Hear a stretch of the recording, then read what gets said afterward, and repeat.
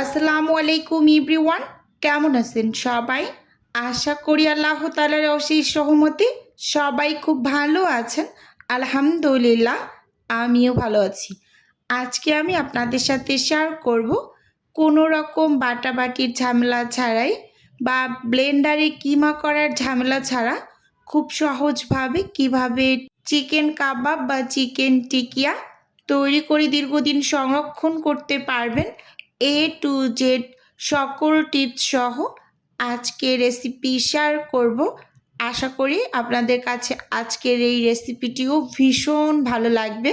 চলুন, প্রথমেই এখানে আমি একটা প্যান নিয়েছি। 300 গ্রামের মতো বুটের ডাল সারা রাতের জন্য ভিজিয়ে রেখেছি। খুব ভালোভাবে ভিজে একেবারে ডাবল হয়ে গিয়েছে, ফুলে এইরকম আর কি। পরিষ্কার করে আমি প্যানের মাঝে নিয়ে নিলাম। আর এখানে আমি 1 কেজি মুরগির বুকের মাংস একটু বড় করেই কেটে নিয়েছি, অনেকটা ছোট না। ভালোভাবে লক্ষ্য করলে বুঝতে পারবেন। কেটে ভালোভাবে ধুয়ে পরিষ্কার করে নিয়েছি। এবার এর মাঝে আমি 1.5 টেবিল চামচ রসুন বাটা অ্যাড করছি। রসুনটা যেহেতু ইনস্ট্যান্ট বেটে নিয়েছি, একটু পানি পানি, তাই 2-3 বারে দিয়ে দিলাম অল্প অল্প করে। সেই সাথে এখানে আমি 1.5 টেবিল চামচ আদা বাটা দিয়ে দিলাম। আদা এবং রসুনটা এখানে সমপরিমাণেই ব্যবহার করা হয়েছে। স্বাদ মতো লবণ অ্যাড করেছি। এবার আমি এখানে মরিচের গুঁড়ো দিয়েছি উঁচু উঁচু করে 1 টেবিল চামচ, ধনিয়ার গুঁড়ো 1 টেবিল চামচ, জিরা গুঁড়ো উঁচু উঁচু করে 1 টেবিল চামচ। সেই সাথে এখানে অ্যাড করছি গরম মশলার গুঁড়ো 1 টেবিল চামচ এবং সেই সাথে রেডিমেড যে কাবাব মশলাটা পাওয়া যায় রাঁধুনি ব্র্যান্ডের, তো সেটা এখানে 2 টেবিল চামচ দিয়েছি। এবার কিছুটা পরিমাণ কাঁচা পেঁয়াজ দিয়ে দিচ্ছি। আমি কাবাবে কখনোই শেষের দিকে কাঁচা পেঁয়াজ অ্যাড করি না, সবসময় আমি ব্রেস্তা পেঁয়াজগুলো দিয়ে মেখে তারপর কাবাব বানিয়ে নিই। তো এই জন্য সিদ্ধ করার টাইমে কিছুটা পরিমাণ কাঁচা পেঁয়াজ দিয়ে 3 টেবিল চামচের মতো তেল দিয়ে এবার হাতের সাহায্যে খুব ভালোভাবে একটু মেখে নিচ্ছি। খুব সুন্দরভাবে একটু মেখে নিতে হবে যাতে করে মশলাগুলো সব কিছুর সাথে মিশে যায় ভালোভাবে।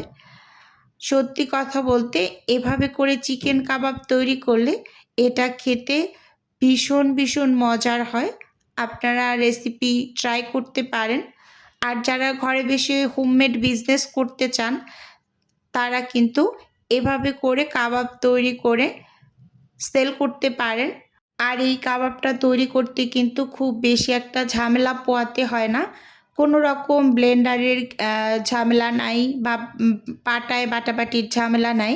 খুব সহজভাবেই ঝটপট করে বানিয়ে নেওয়া যায়। তো আমি কিন্তু সব সময় এভাবে করে কাবাব তৈরি করি। আমি আর চ্যানেল অনেক কাবাব তৈরির রেসিপি দেওয়া আছে। তো যাই হোক, খুব ভালোভাবে মেখে চেখে নিয়েছি। এবার আমি প্রেসার কুকারের ভিতরে এই যে সব কিছু ঢেলে নিচ্ছি একসাথে, দেখুন। তারপর আমি পরিমাণ মতো পানি দিয়ে সেদ্ধ করে নেব। তারপর ডাল ঘুটনি দিয়ে ঘুটে সব কিছুকে একসাথে পেস্ট করে নেব। এখন এখানে আমি পরিমাণ মতো পানি দিয়ে দিচ্ছি। এই যে দেখুন, প্রথমে এখানে আমি 1 কাপের মতো পানি দিয়েছিলাম, তো তারপর একটু কম মনে হয়েছে। এই যে বাকি পানি দিয়ে অফ স্কিনে খুব সুন্দরভাবে সেদ্ধ করে নিয়ে এসেছি। এই যে দেখুন, মাঝখানের অংশটুকু আমি স্কিপ করেছি যেহেতু কাজটা অনেকটা সময় ধরে করেছি, তো এজন্য কিন্তু এটা স্কিপ করে গিয়েছি। মানে প্রথম অবস্থাতে সেদ্ধ করে একটু পানি পানি থাকা অবস্থায় ঢাকনা খুলে তারপর আমি ডাল ঘুটনি দিয়ে ঘুটে পানিটাকে একেবারে শুকিয়ে এই যে ঠান্ডা করে আপনাদের সামনে নিয়ে এসেছি। এবার প্রথমে কিন্তু আমি হাত দিয়ে খুব ভালোভাবে মেখে নিচ্ছি। এটাকে প্রথম অবস্থায় ভালোভাবে একটু মেখে নিতে হবে। যদি কোনো টাইপের আস্ত কিছু থেকে থাকে তাহলে সেটা কিন্তু ভেঙে যাবে। এজন্য প্রথম অবস্থায় একটু হাত দিয়ে এভাবে মেখে তারপর এখানে ডিম ব্যবহার করতে হবে। তো আপনারা কিন্তু পানিটাকে প্রথমে ভালোভাবে একটু শুকিয়ে নেবেন, এটা ভালোভাবে একটু লক্ষ্য রাখতে হবে। এই যে দেখুন, এখানে প্রথমে আমি 2টা ডিম দিয়ে দিলাম, দিয়ে খুব ভালোভাবে একটু মেখে নিচ্ছি। তো যদি আপনাদের কাছে মনে হয় যে মানে ডিম দেওয়ার পর আসলে এই মিশ্রণটা অনেকটা ঢিলা হয়ে গিয়েছে, তখন কিন্তু কিছুটা পরিমাণ এখানে পাউরুটির গুঁড়ো বা চালের গুঁড়ো অ্যাড করে ঠিক করে নেবেন। আর ডিমটা কিন্তু অবশ্যই ব্যবহার করতে হবে। অনেকেই জিজ্ঞেস করেন, আপু ডিম না ব্যবহার করে কি কাবাব তৈরি করা যায় না? না, কাবাবটা ধরে যে রাখবে আপনি যখন মানে ভেজে নেবেন, ধরে রাখার মেইন ইনগ্রিডিয়েন্টসই হলো হচ্ছে ডিম। তো সেটা মাথায় রাখতে হবে। দেখতেই পাচ্ছেন খুব সুন্দরভাবে কিন্তু আমি হচ্ছে মেখে নিচ্ছি। এখানে ডিমটাও যেরকম প্রয়োজন, আবার ওই রকমই প্রয়োজন হচ্ছে আপনার মানে মাংস। ডালের থেকে মাংসটা কিন্তু ৩ গুণ বেশি হতে হবে, এরকম আর কি। আচ্ছা যাই হোক, খুব সুন্দরভাবে এই যে এখানে আমি মেখে নিয়েছি। এবার পেঁয়াজ ব্রেস্তা দিয়ে দিচ্ছি। এখানে আমি বেশ অনেকগুলো পেঁয়াজ ব্রেস্তা দিয়েছি, ১ কাপের থেকেও বেশি হবে পেঁয়াজ ব্রেস্তা দিয়েছি। তো দিয়ে এবার এর মাঝে আমি কিছু কাঁচামরিচ কুচি অ্যাড করছি। তো যেই আপুর অর্ডারটা ছিল, তো উনি ঝালের পরিমাণটা একটু বাড়িয়ে দিতে বলেছিলেন কাবাবে, তো এজন্য একটু বেশি করে কাঁচামরিচ কুচি, ধনিয়া পাতা কুচি দিয়ে দিলাম। দিয়ে খুব সুন্দরভাবে এবার হচ্ছে মেখে নেব। তো ভিডিওর এই পর্যায়ে এসে ছোট্ট করে নিজের বিজনেসের একটু প্রচার করছি। আপনারা তো অনেকেই জানেন আমার ছোট্ট একটা ফ্রোজেন আইটেমের বিজনেস আছে। যদি কেউ কোনো টাইপের ফ্রোজেন খাবার অর্ডার করতে চান তাহলে স্ক্রিনে দেওয়া হোয়াটসঅ্যাপ নাম্বারে নক দিলেই কিন্তু আমি A to Z বলে দেব। আর যদি কেউ অর্ডারটি সরাসরি কনফার্ম করতে চান তাহলে স্ক্রিনে দেওয়া হোয়াটসঅ্যাপ নাম্বারে সরাসরি কল করে অর্ডারটি কনফার্ম করতে পারেন। শুধুমাত্র ঢাকা সিটির মাঝেই কিন্তু ক্যাশ অন ডেলিভারিতে প্রোডাক্ট দেওয়া হয়, এইরকম আর কি। যাই হোক, খুব সুন্দরভাবে এই যে দেখতেই পাচ্ছেন আমি মেখে নিচ্ছি। তো মেখে নেওয়া হয়ে গেলে তারপর কিন্তু আমি হচ্ছে এগুলোকে এক এক করে বানিয়ে নেব। আর ব্রেস্তা দেওয়ার পর কিন্তু খুব জোরে জোরে মেখে নিতে যাবেন না, তাহলে ব্রেস্তাগুলো কিন্তু ভেঙে যাবে আর এটা খেতে খুব বেশি একটা ভালো লাগবে না। আর ব্রেস্তা দেওয়ার কারণে কিন্তু কাবাবের টেস্ট ৩ থেকে ৪ গুণ বেড়ে যায়, এরকম আর কি। হাতটাকে ক্লিন করে হাতে তেল মেখে এবার হচ্ছে আমি কাবাবগুলোকে এক এক করে বানিয়ে নিচ্ছি। এই যে দেখতেই পাচ্ছেন খুব সুন্দরভাবে আমি কাবাবগুলোকে বানিয়ে নিচ্ছি। তো আপুর হচ্ছে ২৪ পিসের একটা অর্ডার আছে, ২৪ পিস চিকেন কাবাবের। আবার এখানে ৩৫-৩৬ পিস হচ্ছে চিকেন কাবাব হয়েছে।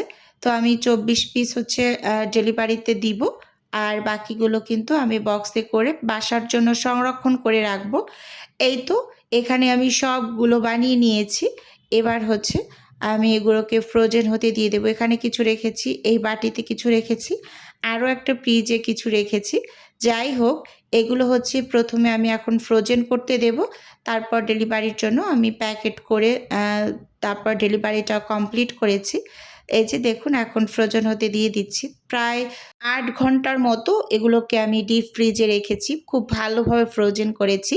তারপর এখন হচ্ছে জিপলক ব্যাগের ভিতরে ভরে আমি ডেলিভারির জন্য রেডি করে নিচ্ছি। তো আপনাদের একটাই পরামর্শ, আপনারা যারা হোমমেড বিজনেস করতে চান, যে কোনো খাবারই হোক না কেন, সেটাকে অবশ্যই আপনি খুব ভালোভাবে ডেলিভারি দেওয়ার আগে ফ্রোজেন করবেন।